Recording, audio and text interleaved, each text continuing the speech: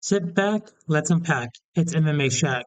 Today we're going to go over UFC Qatar, and what a card. Best fight night card of the year. 9.5 out of 10. This card has a lot of debuts, has a lot of killers, and has a strong co-main and main event of the evening. Now let's get down to it. Marek versus Denzel. Marek Bujalo hates standing, hate using his feet, just wants to just get that person on the ground as soon as possible. Less cardio for him on the feet, the better. He is a strong wrestler, great ground and pound. He has a lot of finishing ability on the ground. Denzel, same as Denzel. Denzel's good on the ground, great takedown defense as well. But the one thing that differentiates Marek versus Denzel, Denzel has hands. Denzel can throw. Denzel has power. That's why my pick, I'm going to go with Denzel. I don't know why the picks are so far from Denzel. I feel like it should be a lot closer. I feel like he's a stronger fighter. And I could get it TKO round 3. Let's go to the next one. Saygid Izagakhmaev, jeez, versus Nicolas Dalby. Damn, butchered that one. Saygid, peak performance, peak prospect. He's going to be amazing in the UFC. Welcome, join the welterweight division, the most stacked division, the most top-heavy division in the UFC. The bottom half, we got Kobe Covington, so, you be the judge of that. I would say Saygid, strong prospect, 31 years old, prime, great wrestler, and great hands. It's going to be Saygid all day. Nicolas Dalby, the only thing he's good at is blocking with his face. If it comes to calf kicks, he'll try to block with his face as well. This dude just loves getting hit in the face. He's 41. He's out of his prime.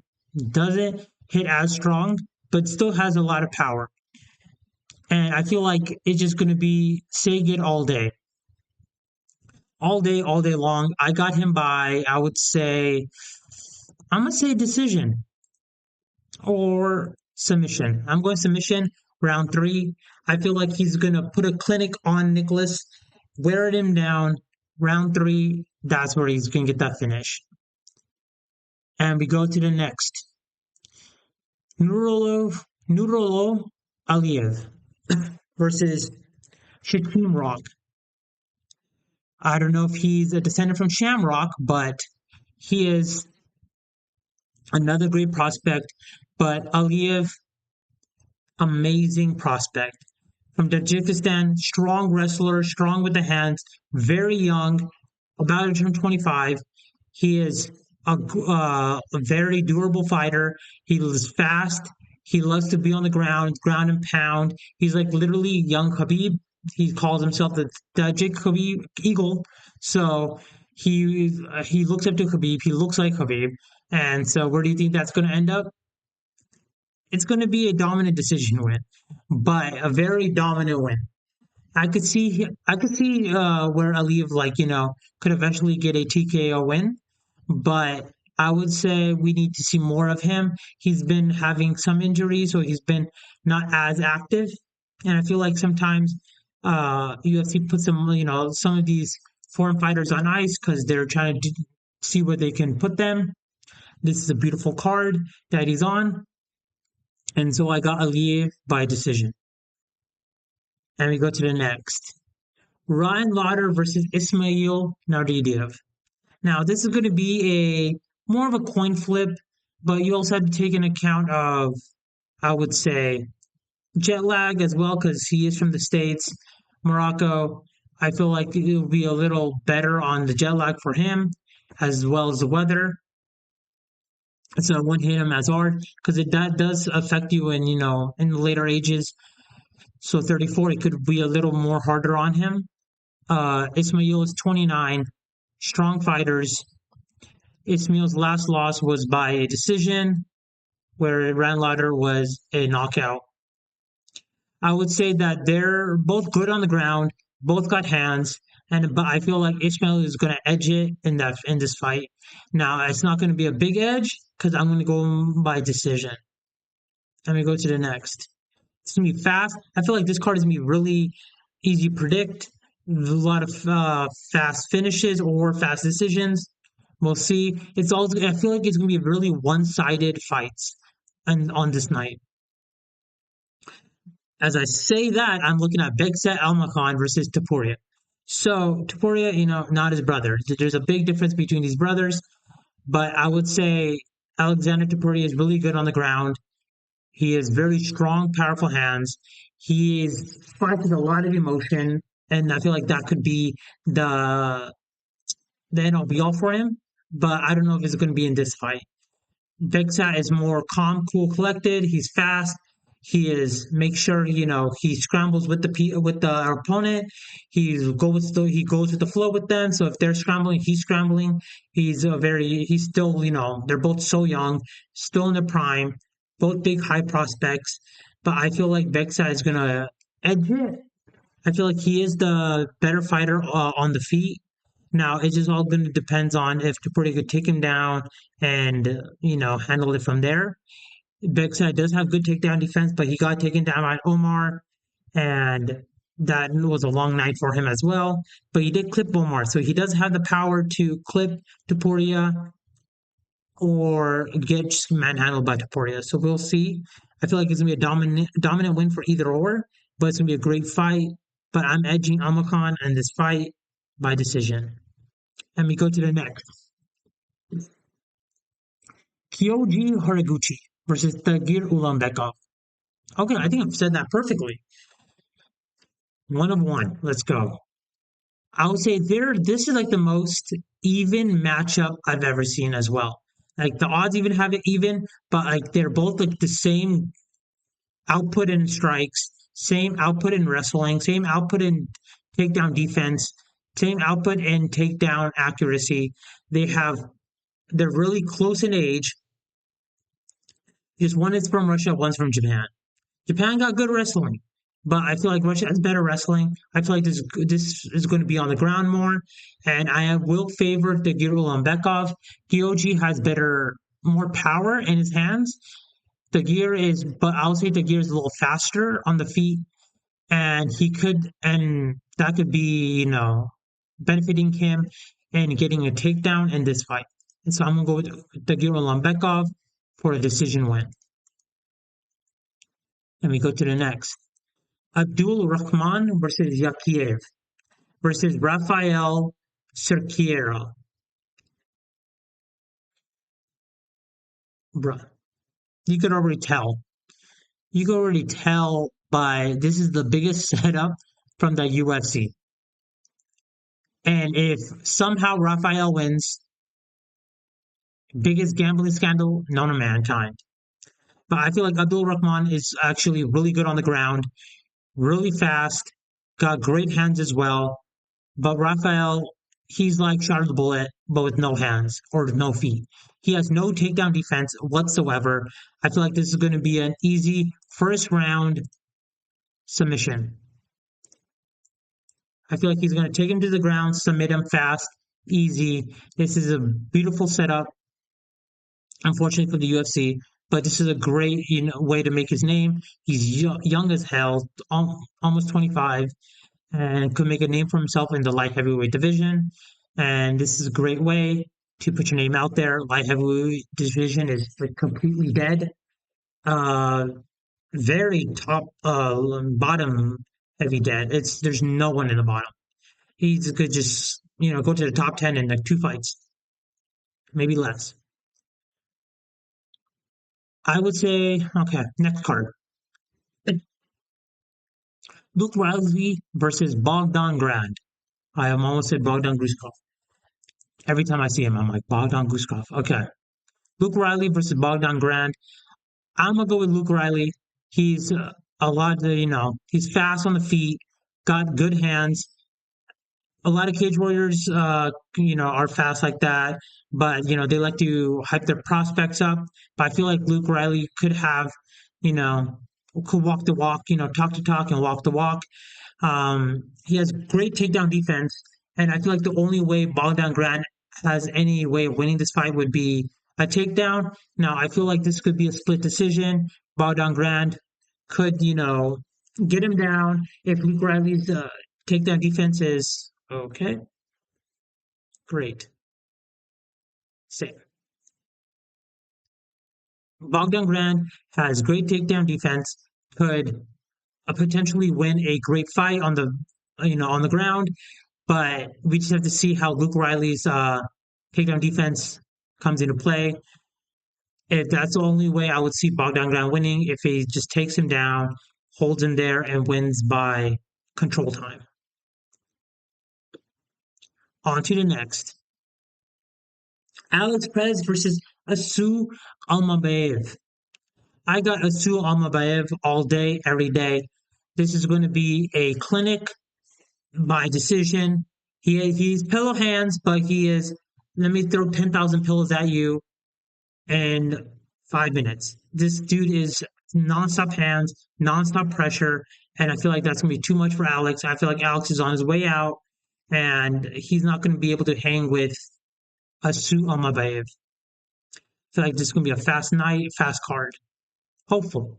A lot of decisions, but it's going to be like great decisions, like a lot of dominance, a lot of blood, a lot of things going on. Sorry. Serghei Pizbak versus Shamil Gaziev.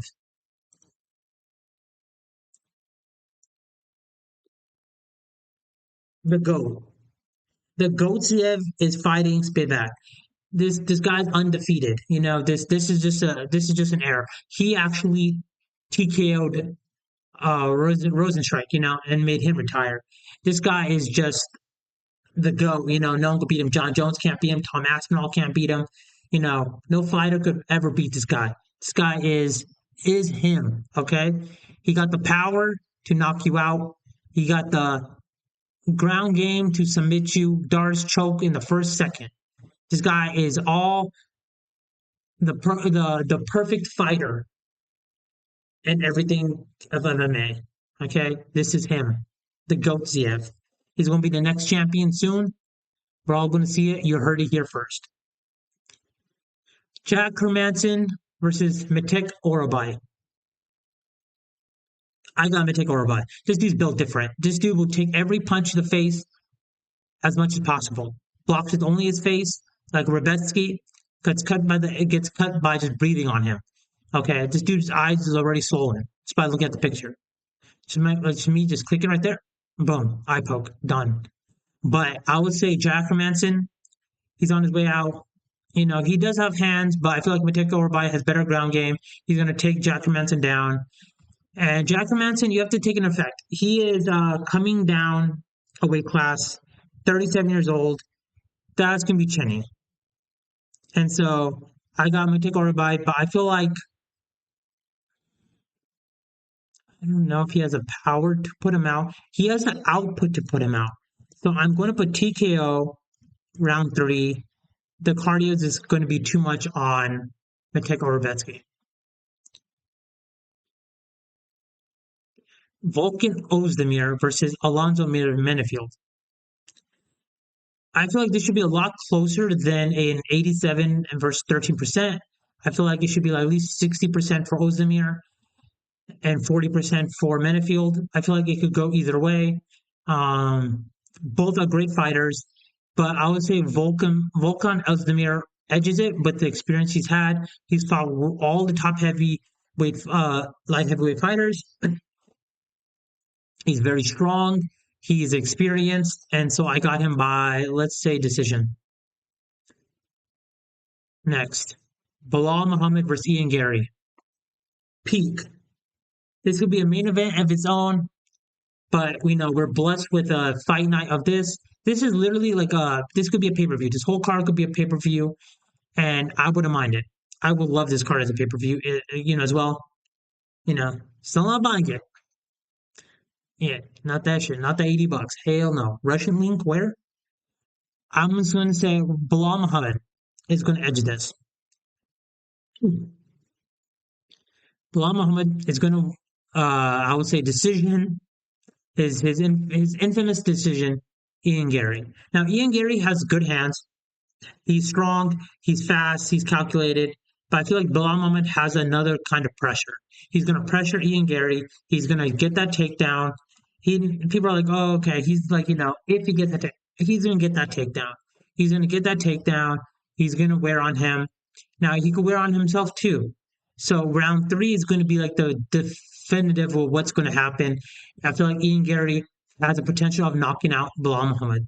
Everyone has a chance, for a fluke knockout or a calculated knockout. But I would say I believe that Bilal Muhammad will edge this. I feel like he would want it more. Ian Gary, he got that first loss, and I feel like Bilal Muhammad just wants to get back in the ring, get back in contention. Unfortunately, with the win, if Bilal wins, he ain't getting a title shot. He needs like six more because the UFC is not gonna put him in there, unfortunately. Now, if Ian Gary wins, he's getting title shot next. He beat Protest. He lost to Shavkat, but Shavkat needs another win. Because he took like a year and a half off, 2 years almost, I think. And I feel like that's gonna. It'll show right here, actually. Okay, why did it feel like it was 2 years? Okay, he took a year off, and so I just feel like he would need another win since he took so much time off to just get his name back out there. And I don't know why Usman is wanting a fight. I feel like Bilal Muhammad and Usman should be fighting next. That'll be the best fight no matter what happens to Bilal. I feel like Usman and Bilal should be fighting next. And Ian Gary, if he wins, he should be fighting Islam Makhachev. Now, if he loses, he could be, I would say, scheduled protest and Shavkat for the contender, or even Morales versus protest for contender, or Morales and Shavkat for contention. And on to the next. Arman Tsarukyan versus Dan Hooker. Arman all day. Arman 10 times out of 10. I got Arman by decision, unfortunately. Dan Hooker is the only way he's going to tap is if he gets submitted. He's not going to tap. He's not going to go out either way. He's not going to get knocked out. Bro is going to take an anvil to the head and he'll still be smiling, saying, "I love this shit." Yeah, he ain't going out, but he's going to get his ass beat with ground and pound every single round. It's going to be 50-44. But he's also predicting that in all his interviews. He's saying, "I'm gonna get. I should be one. I should be the one getting my ass kicked. I shouldn't be winning this fight." He's already like making sure his stock doesn't drop, which is a smart marketing move. I give it to him. Give it to him. He's being smart about his marketing. His stock won't drop if he loses because he's already saying he's going to lose. But he's just going to go out there and he has nothing. He has honestly nothing to lose. He could go out there, throw as many hands as he wants. He beats Arman. He could fight for the belt, and UFC is going to make that happen because that's an easy win for Ilya. Ilya will knock out Dan Hooker.